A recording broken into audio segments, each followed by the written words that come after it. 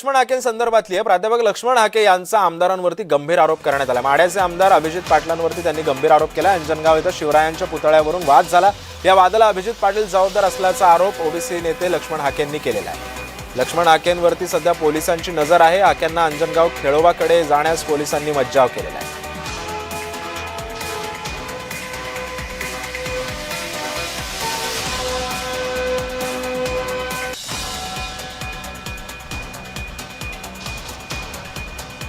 त्यामुळे आपण पाहतोय सध्या लक्ष्मण हाकेंवरती पोलिसांची करडी नजर आहे। त्यांनी अभिजित पाटलांवरती आरोप केलेला आहे, जो छत्रपती शिवाजी महाराजांचा पुतळा बसवण्यात आलेला होता, त्याच्यावरून हा सगळा वादंग निर्माण झाला। आणि अखेर याच पार्श्वभूमीवरती सध्या लक्ष्मण हाकेंनी हे आरोप केलेले आहेत। लक्ष्मण हाकेंना पुढे जाण्यास मज्जाव करण्यात आलेला आहे। तालुक्यातलं एक धनगर समाजाचं तीर्थक्षेत्र आहे। तिथं अनेक जिल्ह्यातून लाखोंचा जनसमुदाय त्या यात्रेला येतो आणि एक जागृत देवस्थान आहे।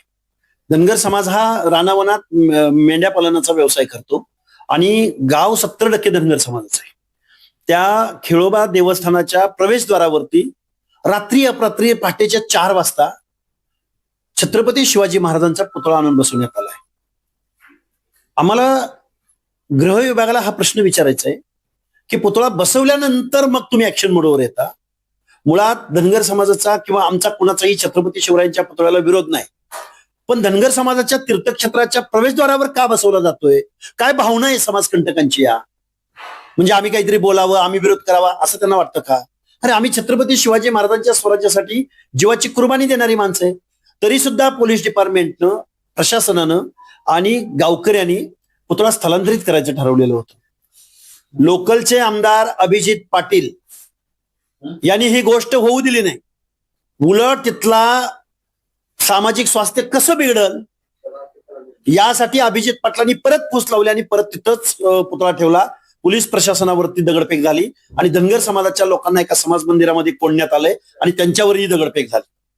हा माढा तालुक्याचा आमदार आहे अभिजित पाटील।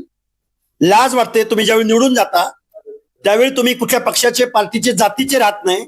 त्यावेळी तुम्ही पूर्ण विधानसभेचे, महाराष्ट्राच्या कायद्याच्या सभागृहाचे सभासद असता। याची तरी चाड असली पाहिजे या अभिजित पाटलाला। तुला माहित नाही का धनगर समाज कधी तुमच्या आडवं उभा आला होता? असल्या आमदारांचा मी निषेध व्यक्त करतो, अभिजित पाटलांचा। या सगळ्या घटनेमागे अभिजित पाटील आहेत। ही घटना पहिली दुसरी नाहीये। माढा तालुक्यामध्ये ही 14वी 15वी घटना आहे आणि सोलापूर